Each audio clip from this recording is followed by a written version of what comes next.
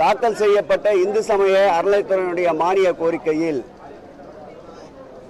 10 கல்லூரிகள் திருக்கோயில்களின் சார்பில் கட்டப்படும் என்று திராவிட மாடல் ஆட்சியினுடைய நாயகன் எங்கள் உயிரினும் மேலான முத்துவேல் கருணாநிதி ஸ்டாலின் அவர்கள் வழிகாட்டுதலோடு அறிவிக்கப்பட்ட அந்த அறிவிப்பில் 4 கலைக்கல்லூரிகள்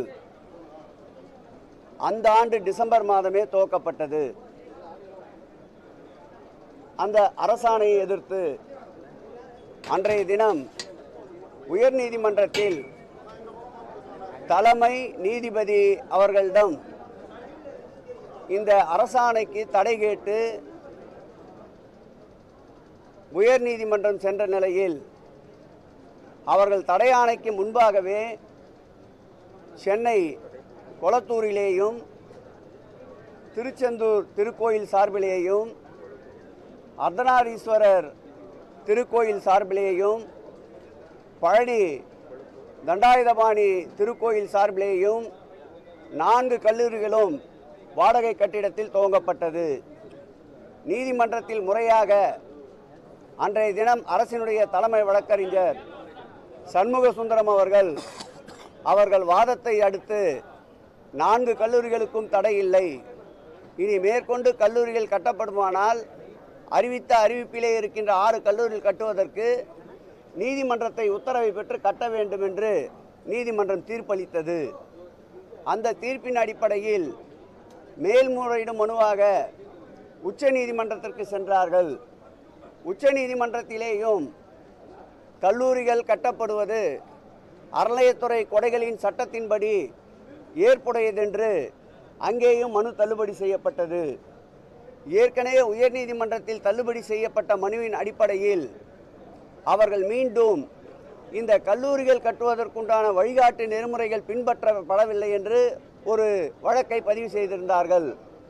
அது நேற்றைக்கு உயர்நீதிமன்றத்திலே அந்த வழக்கு வந்தது. அந்த வழக்கின் அடிப்படையில் உயர்நீதிமன்றத்தின் சிறப்பு அமர்வு மாண்புமை பொருந்திய நீதியரசர் ஜெயச்சந்திரன் அவர்கள் தலைமையிலே இருக்கின்ற அந்த பெஞ்சிலே கல்லூரிகள் கட்டப்பட்டது நியாயம்தான், முறையானதுதான். அறநிலையத்துறை என்பது அரைக்கோடைகளின் சட்டப்படி அந்த கல்லூரி கட்டப்பட்டது நியாயம் என்ற ஒரு தீர்ப்பை, வரலாற்று சிறப்புமிக்க தீர்ப்பை, திராவிட மாடல் ஆட்சியினுடைய நாயகன் அவருடைய திட்டத்தை நேற்றைக்கு உயர்நீதிமன்றம் ஏற்றுக்கொண்ட மகிழ்ச்சியை தான் இன்றைக்கு உங்களோடு பகிர்ந்து கொண்டிருக்கின்றோம். மேலும் அவருடைய தீர்ப்பிலே இந்த 4 கல்லூரிகளில் 2 கல்லூரிகள் கட்டப்பட்டு விட்டன. கபாலீஸ்வரர் திருக்கோயில் கொளத்தூர் கல்லூரியும் அதேபோல் பழனி ஆண்டவர் திருக்கோயிலுடைய பழனி கல்லூரியும் கட்டப்பட்டு விட்டது. மீதம் இருக்கின்ற 2 கல்லூரிகள் கட்டப்பட வேண்டும்.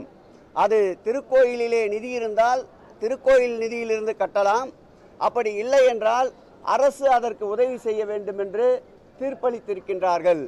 அந்த தீர்ப்பின் அடிப்படையில் செயல்பட்டு கொண்டிருக்கின்ற அந்த 2 கல்லூரிகளும் வாடகை கட்டிடத்திலே செயல்பட்டு கொண்டிருக்கின்றது.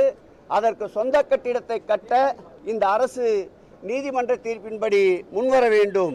அதோடு மாத்திரமில்லாமல் ஏற்கனவே நிலுவையிலே அறிவிக்கப்பட்டிருக்கின்ற 6 கல்லூரிகள் கடையம், கலசப்பாக்கம், அணைக்கட்டு, திருக்காட்டுப்பள்ளி, அதேபோல் லால்குடி, சென்னை கீழ்ப்பாக்கம், அந்த 6 கல்லூரிகளையும் ஏற்படுத்துவதற்கு இந்த அரசு முனைப்பு காட்ட வேண்டும் என்று இந்த நேரத்திலே கேட்டுக்கொள்கிறேன்.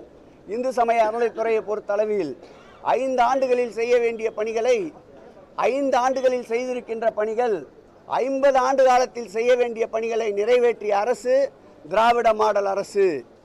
ஆன்றோர்கள் சான்றோர்கள் பாராட்டப்படுகின்ற அரசு, ஆத்திகர்கள் நாத்திகர்கள் அனைவருக்கும் உண்டான அரசு என்பதை கடந்த காலம் நிரூபித்ததை போல் இந்த ஆண்டும் கடந்த காலத்துடைய திட்டங்களை அவர்களது வழிகாட்டுதலாக எடுத்துக்கொண்டு நிறைவேற்ற வேண்டும் என்று பழைய இந்து சமய அறநிலையத்துறை அமைச்சர் என்ற வகையில் என்னுடைய கோரிக்கையை வைக்கிறேன்.